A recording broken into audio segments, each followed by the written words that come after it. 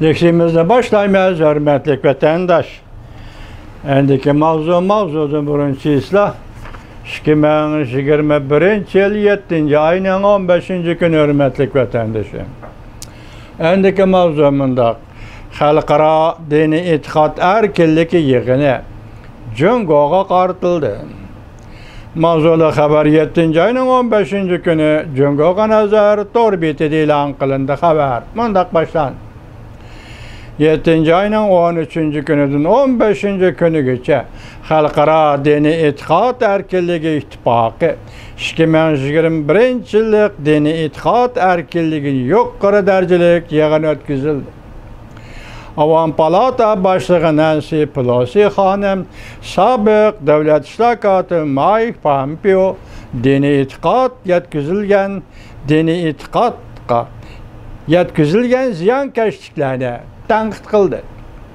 Amerika Qo'shma Shtatlar Davlat Mahkamasi Xalqaro dini itiqad erkinligi komitetining sobiq valisi Sam Brownback ve Xalqaro dini itiqad erkinligi komiteti sobiq raisi Katrina Lantos birlikte bu qatimqi yig'inning raisligini ustiga oldi. Haftaning 3. kuni yig'inning qiziq nuqtasi da nazorat qilish sistemasi va texnika, irq yo'qotish, diniy tozalash va musafirlarni qo'g'dash qatorliq masalalar muhokama qilindi.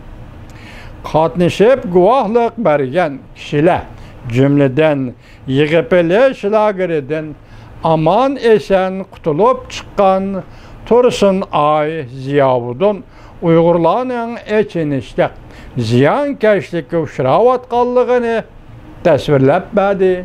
Yig'in ahliga so'zlab berdi.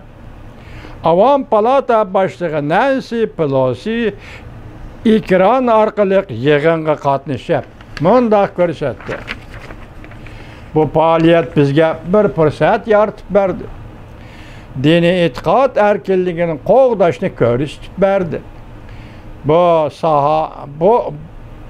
saha Amerikada partiya guruhlardan olqigan ikki partiya o'xshashli bu sahani ollaydı.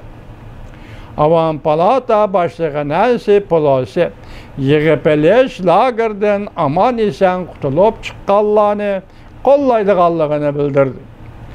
Sening qalbing, vicdanın bilan uchrashdik. Bu hammaga bop keladigan qadri qimmatdir. Sal qisqartildi markachiringlar. Bu hammaga bop keladigan qadri qimmatdir. Bu huquqlar kishilik huquq ahdinamalariga yozilgan.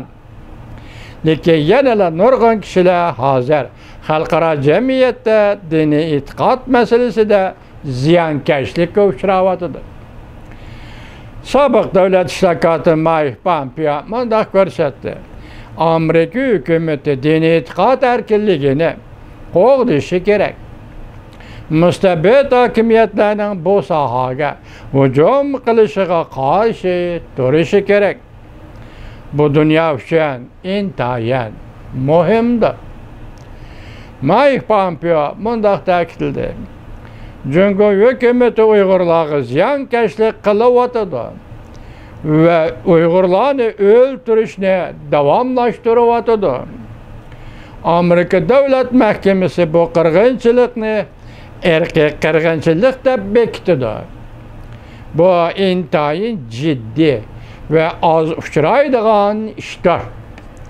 Mike Pompeo Prezident Joe Biden hukumatiga murojaat qilib, Jungoning irq yo'qotish siyosatini davomli cheklashni, xuddi ayni chog'da Germaniya natsistlarga muomala qilgandek muomala qilishni talab qildi.